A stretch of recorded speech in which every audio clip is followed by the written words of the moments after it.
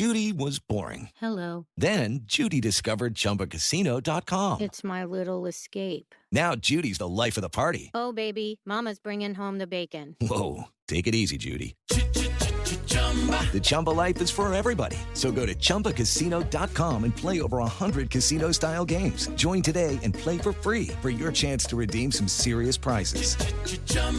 ChumbaCasino.com. No purchase necessary. Void where prohibited by law. 18 plus terms and conditions apply. See website for details. Hi, everyone. I'm Deb Flashenberg. Welcome to Yoga, Birth, Babies, a podcast produced by Prenatal Yoga Center. We will be diving into everything prenatal yoga, birth, and baby related, hoping to inspire, educate, and empower you through your journey into motherhood. Thank you for listening. Hi, I'm Deb Flashenberg. I'm your host for Yoga Birth Babies, and today I have a special guest, Kimberly Johnson. Some of you may know her, those in the birth world already, because she's well known in the birth and post and prenatal world. And I had been focusing more recently about postpartum healing. I don't know why; it's just really in the front of my brain. So I had picked up Kimberly's book, The Fourth Trimester: A Postpartum Guide to Healing Your Body, Balancing Your Emotions, and Restoring Your Vitality. And as I was reading it, I thought, wow, I really should interview Kimberly. She's got so much to say that I really believed in. So she said yes. So that's who we have today. So Kimberly Johnson is a sexological body worker, somatic experiencing trauma resolution practitioner, birth doula, and single mother. She specializes in helping women prepare for birth, recover from birth injuries and trauma, and heal from sexual trauma. And as I mentioned, she's the author of the best-selling book, The Fourth Trimester. She is the creator of Activate Your Inner Jaguar, an online course ushering women into full voices and sexual expression, and founder of Magamama, MAGAMAMA.com. Check it out. There's a lot there. And I had a really interesting conversation with Kimberly. I think you're going to enjoy it. I will say there's a few glitchy spots in the recording. I'm going to send this off to Eddie, the person that does the magical work behind the scenes, and see what he can do. But stick through those little glitchy spots because the conversation is fantastic. Kimberly has a lot to offer. Now, before we get to that, I'm going to ask you to take a moment. If you're enjoying this, which I hope you are if you're listening, please leave a rating and review. It helps other people find us. It helps build the platform here. If you're listening to this on Apple Podcasts, the best way and easiest way to do is scroll way down. At least when on my phone, it's way down. Keep going, keep going, keep going, keep going, and then you'll have a spot to leave a rating and review. And we've had some fantastic reviews lately, so thank you for that. It makes the effort worth it to know that people are listening and enjoying this. Also, I'm really interested in hearing, are there topics that I have either not covered or have covered that you want more information about? And do you have any questions? I'm thinking of doing kind of like just an answer question podcast. So either let me know if you have any questions you want me to answer or topics that you're interested in. And one of my favorite things to do is research new guests. I love to find people that I believe in the work they're doing and I want to learn more about them. I'm going to admit, I'm a bit of a geek that way. I really enjoy the research for these because I like to dig deeper. So if there's something you want me to talk about, tell me and I will do the research. Also, just calling out, the teacher training's almost full. We're almost done with Charlotte. We're starting, let me see where are we next? Washington, D.C., January, February, back in New York, March, April, and then April, May in Richmond, Virginia. And Caprice and I are putting together a weekend postnatal, teaching the postnatal student and baby and me yoga training. It will be in August. So if you want to enjoy New York City in August, it's very special. Check that out. We'll have it on the website soon. And then also don't forget, I've got my online course, Who's Afraid of the Pregnant Yogi. You can check it out, who'safraidofthepregnantyogi.com. It is for yoga teachers who may be a little terrified when a pregnant student walks into their room. what if they don't know how to support that person? They may not. A lot of 200-hour trainings don't go too into depth with that. So I break it down to make it seamless and easy for the yoga teacher to support the pregnant student, to make them feel heard and seen. No one wants to be ignored. So you can check that out. And if you're already a prenatal teacher and you just want some new inspiration or new information, check it out too. who'safraidofthepregnantyogi.com. All right, we're going to take a quick break, and when we come back, enjoy my conversation with Kimberly. It is Ryan here, and I have a question for you. What do you do when you win? Like, are you a fist pumper, a woohooer, a hand clapper, a high fiver? I kind of like the high five, but if you want to hone in on those winning moves, check out Chumba Casino. At ChumbaCasino.com, choose from hundreds of social casino-style games for your chance to redeem serious cash prizes. There are new game releases weekly, plus free daily bonuses. So don't wait. Start having the most fun ever at ChumbaCasino.com. No purchase necessary. VGW Group. Void where prohibited by law. See terms and conditions. 18+. Hi, Kimberly. How are you? I'm good. How are you, Deborah? I'm doing really well. Thank you so much for giving me some time. I'm really excited to speak with you. Me too. Lots of juicy stuff to get into. I really enjoyed your book. And it's funny, I don't know if you realize this. We've been on Facebook together as little Facebook friends for a while. And I'm like, oh, I've never actually talked to her. I'm like, I know your work. I've seen your Facebook stuff and I've read your book now, but I thought it's really fun to see the person behind, all the social media. So I guess definitely. I guess let's start with just tell me a little bit about yourself and what inspired you to do the work you do and what inspired you to write your book. Sure. Motherhood inspired me to write the book. My experience becoming a new mother, which was very surprising to me. I really thought that new motherhood was going to be pretty easy for me because I've always loved kids. I've taken care of a lot of babies. And I was just really in the dark that having a new baby was something completely radically different. And it also showed me that my spiritual practices up to that point had been very male oriented. Mm-hmm. Nothing had really shown that to me yet. So in the process of recovering from an injury that I had during birth, I came to kind of a new yogic understanding of the intersection of all of the layers of the physical, the emotional, the spiritual, sexual, and it was very hard for me to find any information. So when I finally felt like I was on the other side, which was about 6 years out, I decided to compile all of the knowledge that I wish that I would have had in one place. It's a fantastic book. Will you talk a little bit about your background as a body worker? Because you had a lot of knowledge, which I think... Yeah, I know. Yeah. I'm a Rolfer, which is a kind of structural body work. And I'd been a yoga teacher and practitioner for already at that point, 10 years. Mm-hmm. I knew a lot about the pelvic floor. And I knew a fair amount about birth, actually. But I didn't have the tools that I needed when I had a new baby. And a lot of that had to do with specific parts of my own life story, which is that I was living in Brazil and I'd only been in a relationship for a couple of months before I got pregnant. But a lot of it didn't have to do with those specifics and had a lot to do with just what many women go through, which is like have a new baby and then everything's different. And it's surprising. And I'm happy because I wrote the book. Well, I wrote it a while ago, but it came out 2 years ago. And I think that a lot has changed for women in the past 4 or 5 years. Mm-hmm. But yeah, I did. I had a lot. I had even had internal pelvic floor work before I had a baby. So I was really surprised that there was difficulty there for me.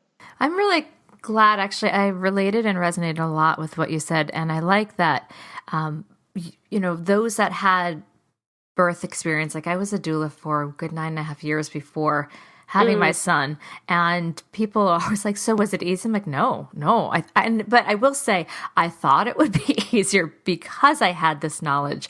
So I think it's always interesting because there can be an assumption, you've worked in the birth world, you're a yoga teacher, this birth thing, this parenting thing should be second nature. But I appreciate your honesty that it wasn't, even with the work you did, it was, there were still some twists and turns and challenges. Definitely. People kept saying the same things to me. They'd be like, oh, well, you're a yoga teacher, so you know how to breathe, so this is going to be easy. But I knew that wasn't true. Even when people would say that, I would just inside do like an internal eye roll, like birth is its own reckoning. Mm-hmm. But that's the whole point, is that I knew birth was going to be challenging. I just didn't know that new motherhood would be challenging for me, because I also don't have a lot of internal conflicts about it. Like at the time, I wasn't a high-powered career woman. I always knew I wanted to be a mother, so I wasn't wrestling with any kind of inner conflicts about it. It was actually the realization of my biggest dream, to be a mother. So I just didn't understand, as many women don't, that there would be something special about that period of time. Therefore, I didn't plan for it at all, and I didn't assemble any kind of team to help me through it. So I made a ton of decisions about money and resources and living situations for the birth, but I didn't think at all about what I would need as I recovered from giving birth, because I just didn't even know that was a thing. And I think that happens a lot. We talk about that in our prenatal yoga classes, that sometimes it's all birth and labor focused, and even the baby focused, but not parenthood. And like, what does that look like emotionally? What kind of support do I need? Who do I want around me? Who don't I want around me? So I really enjoyed your book because you just put it out there so well. In fact, I had, as I was telling you before, I went through your book and took a ton of notes. Now, the questions I sent you was literally like a fraction of what I had, because I really went to house on that. So let's start with, if you can talk about the 5 universal postpartum needs that you think new parents should think about. Sure. So the 5 universal postpartum needs were actually needs that I identified after I studied earth-based cultures that understand that women have a special period of time after giving birth that's different from every other part of the life cycle. So I culled them from noticing, okay, what do Indians do? What are some people doing in Hong Kong? What are some people doing in Malaysia? What are some people doing in Namibia? What are some people doing in Mexico? Oh, and these cultures where there's a name for it, just like we have a name for birth and we have a name for menopause, we have a name for this period of time, which in Ayurveda is the sacred window. In Chinese, it's sitting out the month, or sometimes they just call it confinement, that it's actually considered a discrete period of time with special needs. So the first one is an extended rest period, a 30 to 45 day window where literally you're not leaving your house and you're resting. And this, I categorize them almost like Maslow's hierarchy of needs, so that the need that's most primary, which is this rest, you can have the other ones, but if you don't have the lower ones, they don't help all that much. Right. So there's a profound need for rest. And, I live in New York now. I just moved here, and I just visited someone postpartum, and she lives in like a shoebox apartment. So of course that's going to be different. Like, people have to open windows and go for a walk around the block. I get it. Like, it's not like everyone lives in a country house where they can shift from their, glider looking out one window into the, other chaise that they've got set up for themselves. So we have to have room for modern life, but it's very important. So many women go to Target 5 days postpartum, or go out for dinner, or go to the grocery store. And this period of time is so that you can return to optimal health. It's not because women are weak or because women can't do it. It's because throughout time, wise women and elders have known that this is what women need to recover. With the Lucky Land Slots, you can get lucky just about anywhere. This is your captain speaking. We've got clear runway and the weather's fine, but we're just going to circle up here a while and get lucky. No, nothing like that. It's just these cash prizes add up quick. So I suggest you sit back, keep your tray table upright, and start getting lucky. Play for free at LuckyLandSlots.com. Are you feeling lucky? No purchase necessary. Void where prohibited by law. 18+ terms and conditions apply. See website for details. Okay, round 2. Name something that's not boring. A laundry? Ooh, a book club. Computer solitaire, huh? Sorry, we were looking for Chumba Casino. That's right. ChumbaCasino.com has over 100 casino-style games. Join today and play for free for your chance to redeem some serious prizes.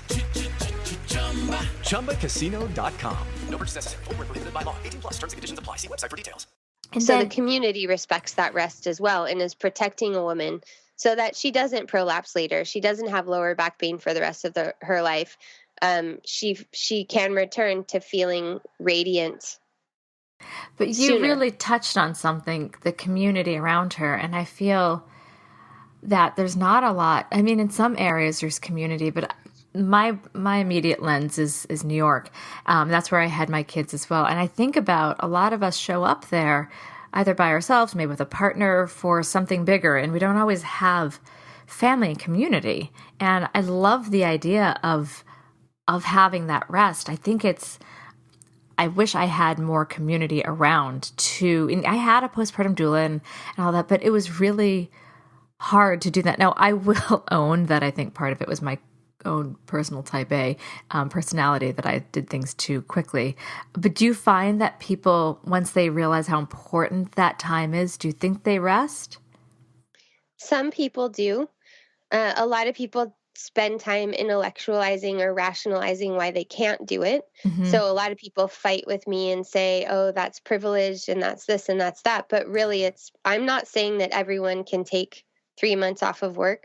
But most of the people that will be listening to the podcast will be able to do a little bit more than they think they can. And if you know that rest is a priority, and from a partner perspective, if the partners are listening, they understand how critical it is that their partners rest, then their own set of expectations and demands. I know tons of partners who have parental leave and don't take it, or take much less than they could take. So what I'm really asking people to do is to take the full amount and perhaps even extend it if you have sick days, and do the best you can within what you have, rather than feeding into this other side of things, which is get back to things as soon as you can. If you slow down now, you're not sure what you're going to miss out on. Well, I think that's really brilliant. I think you're 100% correct that rest it's so necessary. I'll say again, from, if I don't, just referring to my own experience, my first one, I didn't rest. And I am the story of what you said. Too active, end up with prolapse, lower back pain. And then for my second, because of that, oh my gosh, I turned everything completely around, and I had people to help. And it's not even that I had people, I let them help me. And I don't know if that will resonate with other people. The letting. Yes, and that story is common. I mean, I think probably the person most likely to read my book is someone who's already had one bad postpartum experience, and then they're willing then to say, you know what, I really did need help. I made a video for my first book, and there was a woman who was around 36 weeks pregnant, and then there was a woman who had a 6-month-old. And as we talked about this all together, you could just see the woman who was pregnant kind of rolling her eyes like, God, that I'm not that person. I don't need that much help. Like, I can do this. And then the person with the 6-month-old was just like, oh my God, you're so right. I wish I would have had that. I wish I would have done this, So the purpose of the rest period is really physiological for people who, need a little more technical information. Your uterus has a bunch of suspensory ligaments and ligaments are kind of like taffy. So especially if you've already done a lot of yoga, or if you tend to be just flexible naturally, your ligaments are even more taffy-like because you've got relaxin in your system. And that gets tugged on, especially if you have a mechanical delivery like forceps or vacuum extraction. But even if you don't, the pushing itself is pulling on those ligaments. So you need to be outside of the field of gravity so that your organs can move into their optimal place again. And every woman who's ever had a baby will tell you, like, oh yeah, I went for a walk, I did too much, and I started bleeding more. Our body has to have its own time to repair. There are practices that we can still do to help that. We can do vaginal steaming. We can do self-abdominal massage. There's a lot of ways that you can encourage that process to happen. But ultimately, what we need to be doing is minimizing movements and we're not always the best judge of that for ourselves, because we feel, especially the first couple days after birth, most people feel pretty adrenalized and pretty elated, just to have gotten through it. It's just how the hormonal circuitry works. So sometimes it's like, and the baby also sleeps a lot at first, usually. So you're like, well, this isn't that bad. Like, I'm kind of sleeping a lot, and I sort of feel like a champ for what I just went through. And it takes some time for all the levels of you to catch up. So we need to be on the conservative side. And I tell everyone, because I have zero doubts about what women are capable of. Like, can a woman climb Everest pregnant? Totally. Could a new mom run a marathon with a 2-month-old? Definitely. Could I probably sit in an ice bath longer than Wim Hof? I think so. So it's not like what we can do. I know we can do those things. It's like, what is the reason for doing it? Handstand when you're at 40 weeks, great. But like, what is that feeding for you to need to do that? And it's a time when we have to obey physiology, and that's just not very popular, but it would eliminate a big piece of the mental health conversation that we're seeing, where everything postpartum is now being equated with a mental health problem. If we would really respect the physiology. Especially when you started talking about the yoga, I'm not going to go down that rabbit hole, because I could definitely get in my soapbox about, and I teach this in my teacher training. It's like, can the body take that shape? But it's more like what you're speaking to, but should the body take that shape, and why? How are these things adding to one's experience and one's, I don't want to use necessarily the word success, but path for easefulness.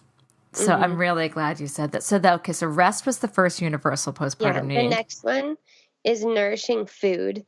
So these are mineral-rich, collagen-dense foods. Remember, I looked all over the world at how women were treated during this time, and that's what was in common. So depending on the person's culture, there are special foods that people eat after they give birth. In Hong Kong, they're very like black chicken, seaweed. Korea is seaweed soup. And generally they're brothy, so very warm foods that are liquidy, so they're hydrating, and high in fat and high in protein. People aren't eating sugar, they're not eating smoothies, they're not eating salads, they're not eating the typical things that we might consider healthy. So this is a time when we really want to focus on things that are easily digestible, but that are also going to help in terms of the organ and really all of the connective tissue repair. That makes me think of that section in your book where you talked about nourishing the yin and Ayurvedic. And it's funny when I read that, because I'd been to India, I studied some Ayurveda, I've worked with Chinese medicine doctors, and I don't know what disconnect I had, but as I was reading that in your book, I'm like, oh my God, why didn't I do that? I was baffled. So, because in hindsight, it makes so much sense. Will you talk a little bit about that, the yin and the Ayurvedic approach to postpartum? Yes. So the yin comes from Chinese medicine. I mean, it was crazy in the book that I had to fit Chinese medicine and Ayurveda in one chapter. That was one of the hardest chapters to write, to try to simplify what are thousands of years of rich tradition into something that most people would understand, because we are a mental, rational culture, so we want to know, well, why would we do that? So in Ayurveda, there's 3 qualities, and one of them is Vata, and Vata is the wind quality. If you listen to most women talk about their postpartum experience, they're using qualities that show that their Vata is out of balance. So they'll say, I feel scattered, I feel distracted, I can't really think. Some people are like, I'm disoriented. I personally would say I feel like a floating dust particle. Like, I don't know like where the ground is. That's all signs that Vata is out of balance. And Vata goes out of balance because it's an emptiness quality. So when you deliver and then your baby is not in your belly anymore, you have all this open space. So because it's kind of great because we know Vata goes out of balance. So then we can take care of that by doing the things that nourish yin or settle Vata, which are oleation. So keeping your body well oiled as well as your intestines and insides well oiled. So you could have a tablespoon of ghee with each meal, or coconut oil, or butter. You could, you want to pay attention to warmth. So your system is more likely to get cold. It's more likely to leak energy. So you want to seal like the open gateways. You want to wear socks. You want to wear scarves. You want to have your lower back covered. And of course, people are like, well, what if I'm in Hawaii, or what if I'm this? Yes, you just want to protect yourself from the wind element. And anytime that anyone themselves goes through it, you can kind of feel that there's a different kind of vulnerability in your system. The good part of that is that when you create good habits at this time, they stick with you. They create health. When you have not so good habits at that time, they create disease. So we get a choice here. And that's why it's really powerful, because we can set in motion a lifetime of good health through the way that we care for ourselves and are cared for during this time. Mm-hmm. So it's oleation, warmth, and hydration. So staying hydrated, that's kind of straightforward. Drinking water, making tea, making sure that you have electrolytes that are balanced, and containment. Containment has a lot to do with vata. So that's another reason to stay inside and to be protected. Yeah, these are all fantastic. I remember drinking a ton of red raspberry leaf tea after, because I heard that also helped tone the uterus. Mm-hmm. So what about the yin aspect? Nourishing your yin. So that was some of Ayurveda before. So let's jump into the yin. Yeah, so the yin quality, yin and yang, they're always in opposition to each other, and one doesn't exist without the other. So what's interesting is that we're a culture that's really into yang energy, production, doing it. Literally, yang means the sunny side of the mountain. The yin is the shady side of the mountain. So yin is slower, yang is faster. Yin is moist, yang is dry. Yin is mothers, yang is babies. So there are these polarities. And in general, most of us have spent a lot of time in yang energy. We don't really even when this is the thing people say, and this is why I talk about the nervous system so much, is because even when people know they should rest, or even maybe want to rest, that doesn't mean they know how to rest. So it's hard because, as you know, the pace of postpartum life gets really slow. If you're used to fast lifestyle, that's very jarring to your system. Mm-hmm. It's like operating, putting a record that's supposed to play on one speed on another speed, and then having to figure out how to still make music. So nourishing your yin is really like settling in to that slowness, settling in to, resting, closing your eyes, putting away social media, and tending to those other qualities.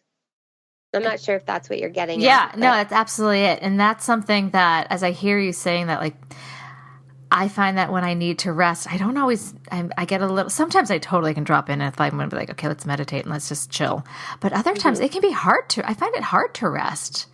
Definitely. Something distracts me. My mind is going somewhere. I'm like, oh, I got to check that. And then also you said something about the nervous system. And in your book, you talked about cross-training your nervous system. Can you go into that a bit? Sure. So, yeah, my next book is all about the nervous system. Ooh, and it's sort exciting. Of a whole other framework. But basically, when I'm talking about cross-training your nervous system, I'm talking about building capacity for activation and learning how to upregulate your system and downregulate your system.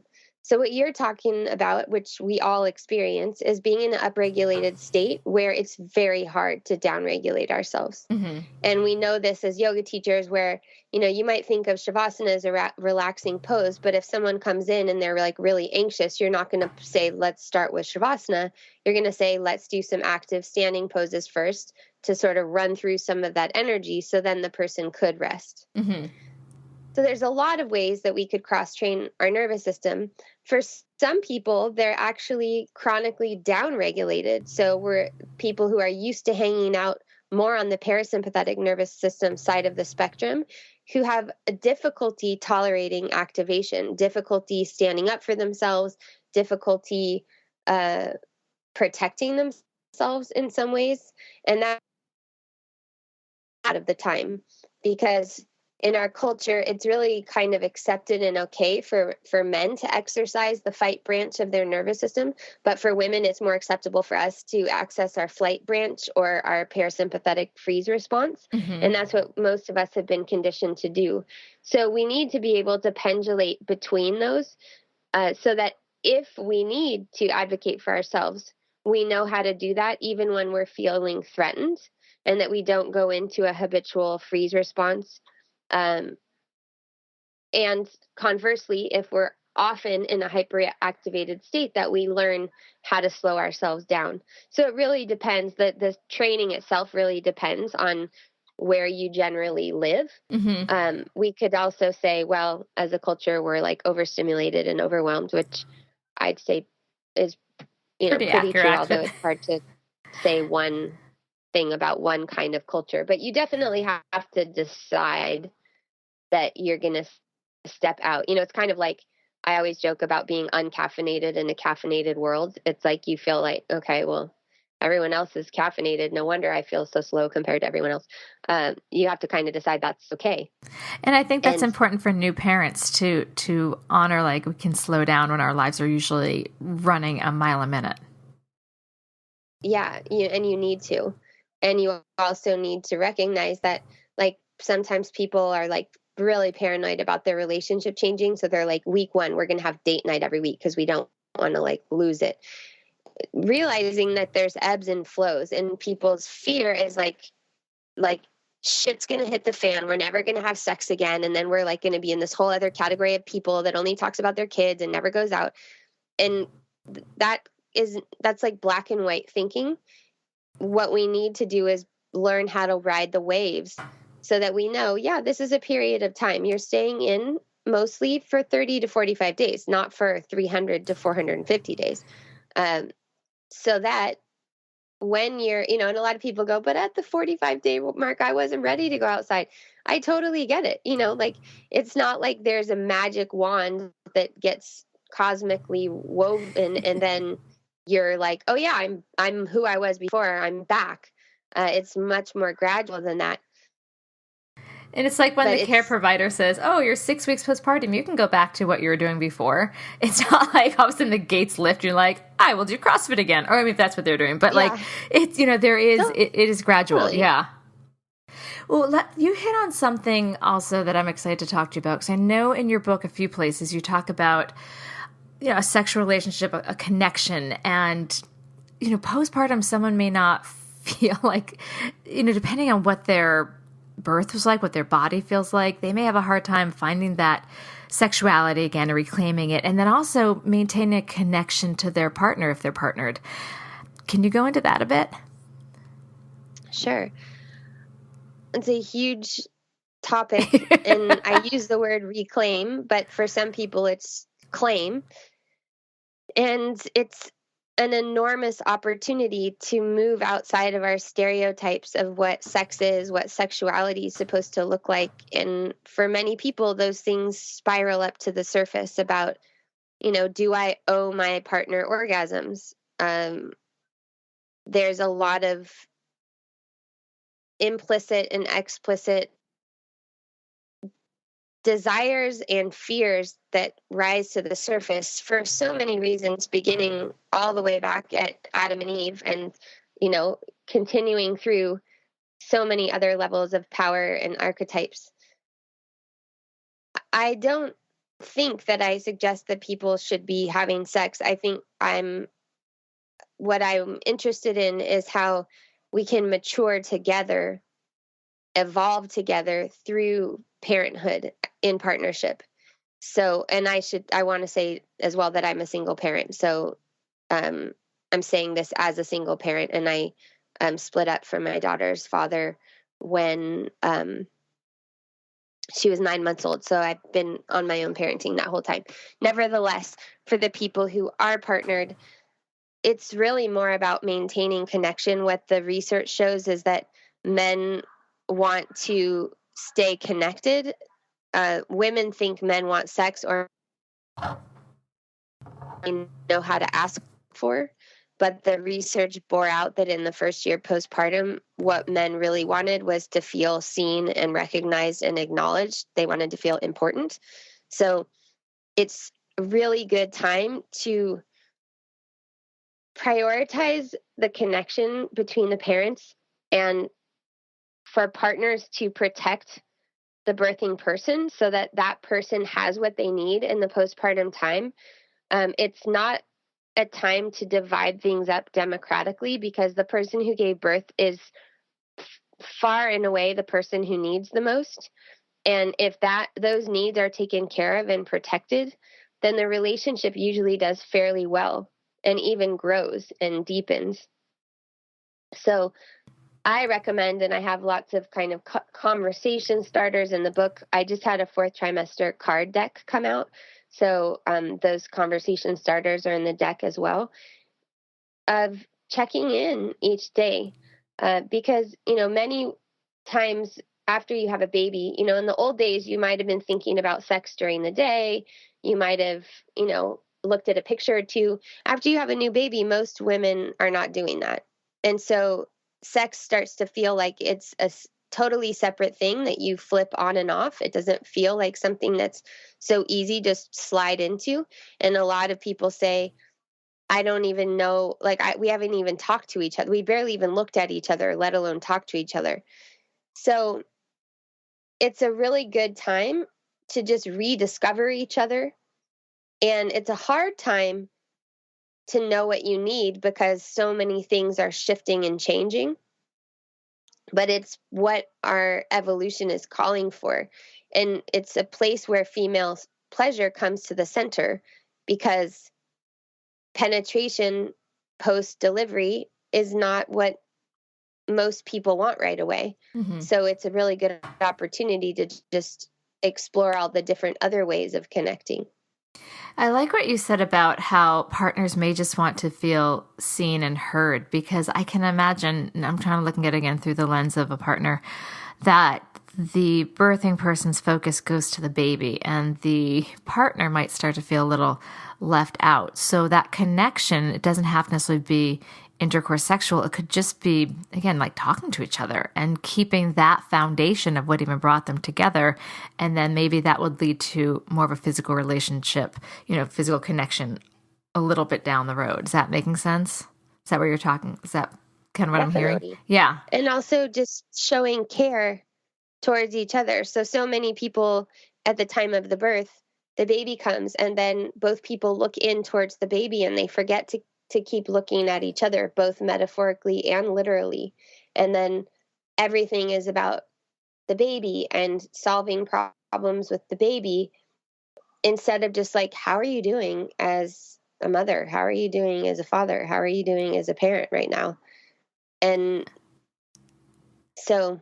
And I think that theme needs to continue. I think it's really easy to get stuck in just the parent relationship and dynamic and forget that, if they are, the couple's a couple, if they're actually couples. So I think I like that theme and I urge people to continue. My husband and I put a lot of effort into connecting, just like talking to each other beyond the kids.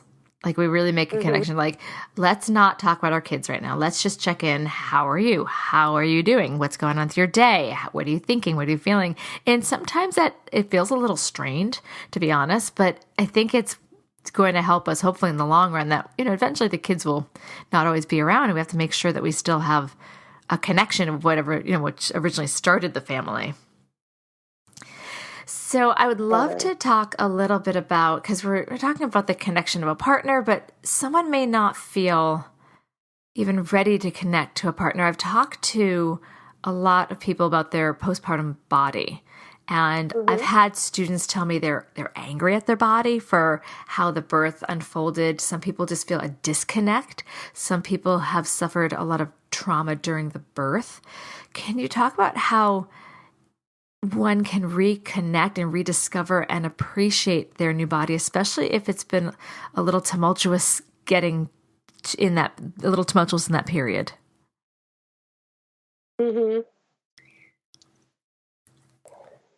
This is a tough one for me. I mean, I think there's sort of two directions. One part is just trauma, right? So your birth turned out totally differently than you thought it was going to. You wanted one thing, something else happened. You weren't supported. Some core wound was activated that is causing tons of discomfort. That's one thing. And I should say that a lot of, with the partnership relationship stuff, some of that stuff is continuations of dynamics that got set in place during pregnancy or labor that never kind of got cleaned up, that's making it difficult for communication.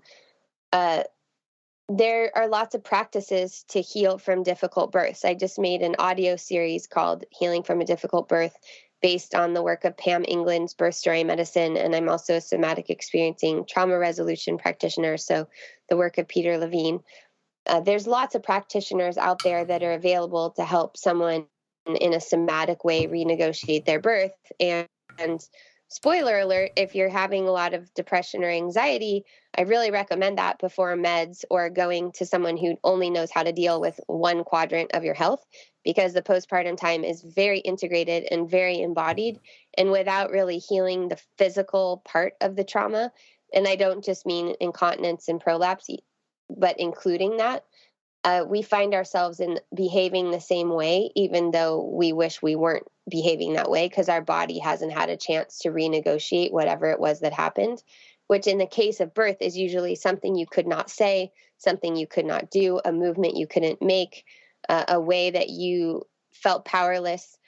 And sometimes it's from a birth that went really well, but there were some huge pieces in it that your psyche couldn't digest. So that's one part of it. The other part of it is like the body image part of it, which quite frankly, I'm a little impatient with, because, you know, it's a magnificent thing. And I realize people are like, oh, you're so woo woo. And like, that's spiritually nice and everything. But like, I liked my 6-pack and I get it. But at some point we just have to make a choice as women, right? We just have to make a choice that I'm just going to appreciate my body as it is, day by day, or we just live in the hell realm of comparison of when we were younger and how other people look and what we were like before. So to me, that's actually just kind of a mental discipline. And there's other people who talk extensively about this and probably have more patience even than I do for the topic. But I just feel like there's so many ways that we can integrate a birth experience, a pregnancy experience, which inevitably brings up all of the miscarriages, fertility cycles, you know, everything that we go through as women, gynecological surgeries, all of that can rise to the surface during a birth. So there's a lot of ways that we can become more whole and more integrated when we recognize the wisdom that the body has. So I'm not saying everyone needs to love their body. I just read an article that's like equally sort of oppressive. But the way I always think about it is if you have a partner, they're just kind of getting like a different partner every day because our bodies are changing so fast. Yeah, no, I hear what you're saying about that. Yeah, I wasn't leaning into more the body image. It was more I've had students come back and they just felt disappointed. They wanted their birth in one way and they then felt like, well, why didn't my body open up? Well, I was told failure to progress, and what's wrong with me? I have the lemon. Right. I'm the lemon body. Yeah. Nothing their body didn't do. That is a whole other, well, yeah, that's a whole other thing. But they do feel that. And that's why birth story medicine is good, because the birth story medicine gives you a perspective on what exactly is happening, right? Because again, if we go back to the nervous system, your body, quote unquote, failure to progress,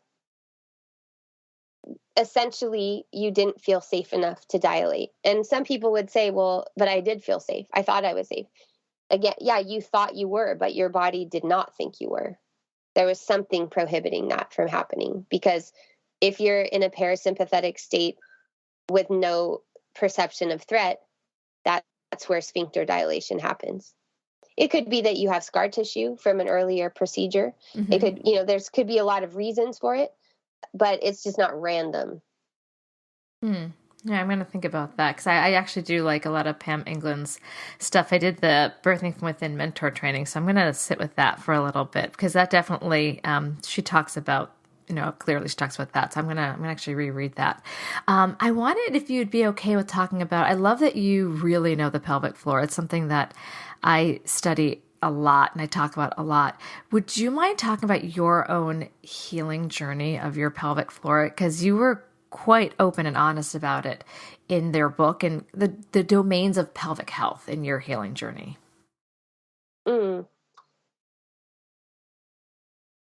Yeah, so essentially what happened was when I was giving birth, I tore, which is a pretty common thing to happen. And then I had stitches, and afterwards my stitches didn't heal very well, but I didn't really know why. And I would ask my midwives to come and check them because I could feel that something wasn't right because they were hurting and burning. And then I also was having terrible lower back and sacroiliac pain that I'd never had before. But I sort of figured, okay, well, I just had a baby and, I had a 26-hour labor, kind of average labor. But I thought, I was pregnant for 42 weeks and 5 days. Okay, But then my symptoms actually started getting worse. So I became fecally incontinent, which means you poop in your pants before you have the urge to do that. So I would just arrive in the bathroom and there'd be poop in my underwear and I'd just be totally confused. I had a prolapsed uterus and cervix. I think that happened a little later. I'm not sure, but about 2 weeks postpartum, I was having a lot of trouble breastfeeding and I was alone. So I would walk back and forth baby carrying essentially about a mile to a hospital where I could get breastfeeding support. And they had a milk bank, which they wouldn't let me have the milk because I didn't have a premature baby, but I didn't know that at the time. So I was going there to try to get help and see if I could get extra milk because I wasn't producing enough. And it was just sort of like one thing was leading to another.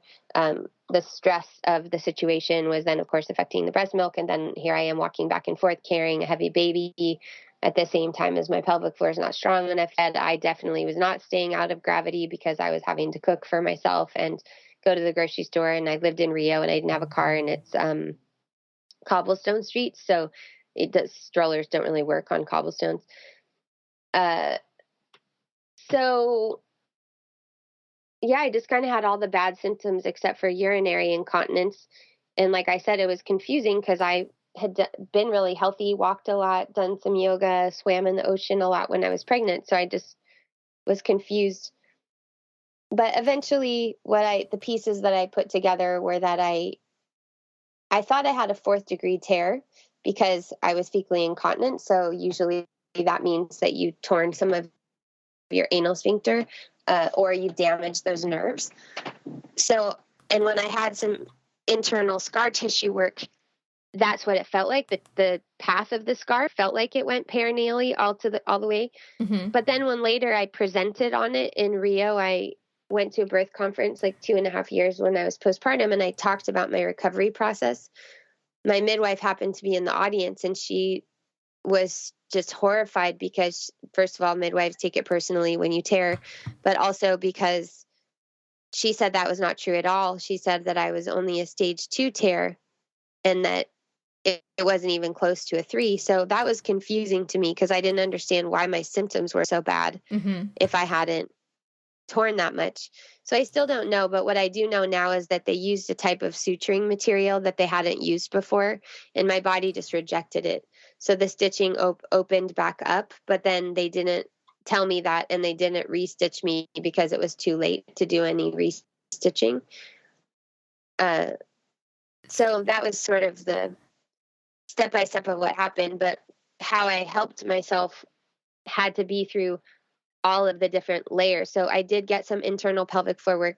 I was told that by a doctor I needed a full surgical reconstruction, but I knew that I didn't want that. So I went to a PT.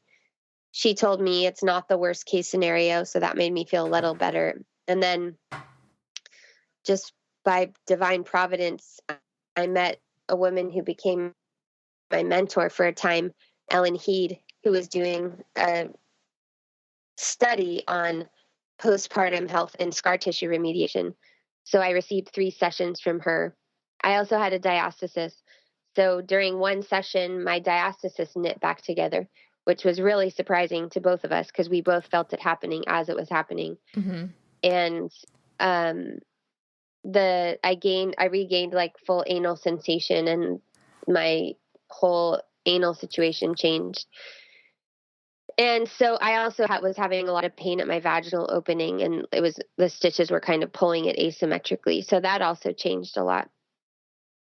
And as a result, I decided to start doing that work because it was just obvious to me how needed it was, and how the reason that people aren't doing it is because it's the genitals and it's contentious. But I realized like how many women need the work, and that's just borne out over the years. I have huge waiting lists in every city where I work, and it actually became so prohibitive that I stopped doing the work because I realized I had to put my energy to more systemic level shift, because I would never be able to help people one-on-one or even train enough people to do the one-on-one work. So I still do a little bit of it, but now I'm really focused on, I co-funded a 4th trimester vaginal steam study project. I've got a few pilot things happening in the works to really change the whole structure around birth and postpartum so that we can minimize the amount of injuries that are happening, minimize the amount of trauma. But also, I believe that you can heal almost any traumatic birth if you have the right setup postpartum.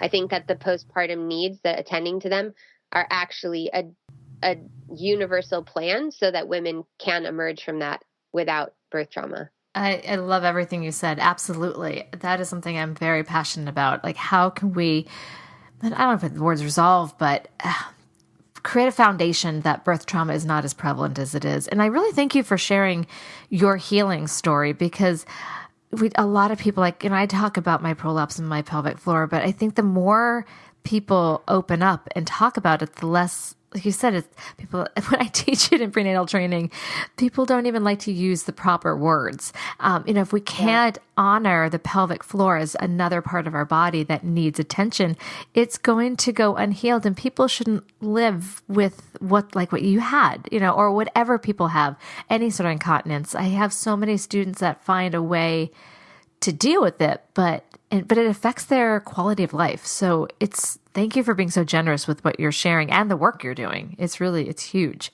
Before we start to take a quick break and for one final tip, is there anything else about the work you're doing or about your book that I haven't asked about that you want to make sure we touch on? With the Lucky Land Slots, you can get lucky just about anywhere. This is your captain speaking. We've got clear runway and the weather's fine, but we're just going to circle up here a while and get lucky. No, nothing like that. It's just these cash prizes add up quick. So I suggest you sit back, keep your tray table upright, and start getting lucky. Play for free at LuckyLandSlots.com. Are you feeling lucky? No purchase necessary. Void where prohibited by law. 18+ terms and conditions apply. See website for details. I think we've covered a lot. I know. We really did. I've enjoyed this. All right. So we're going to take a super quick break. And when we come back, if you can think of one final tip or piece of advice you'd like to offer new or expectant parents. Okay. We'll be right back. Okay. We are back. So what do you have?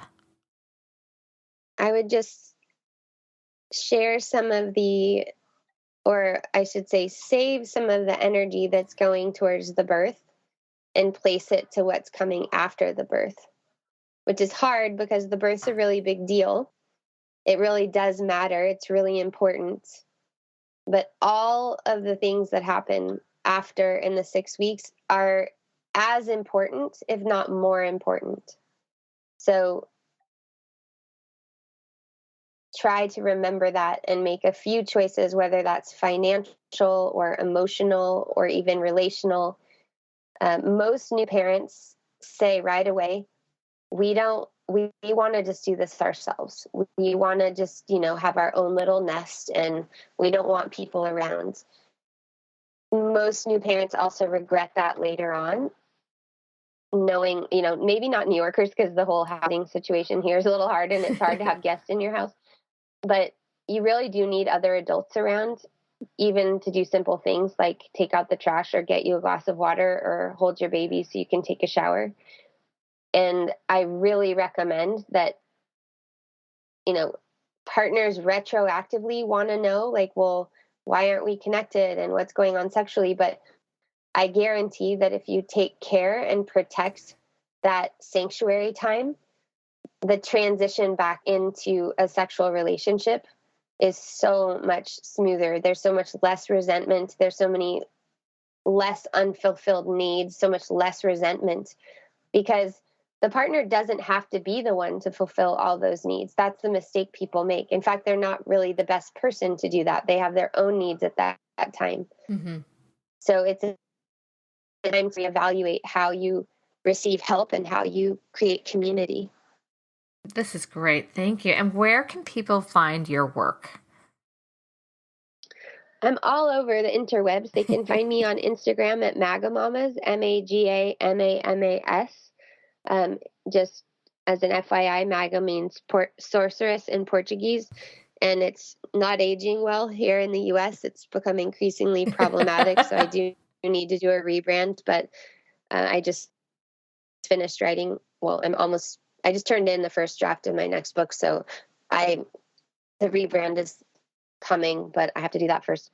My website is magamama.com, and then I also have a podcast that's the same thing, Magamama, Sex, Birth, and Motherhood.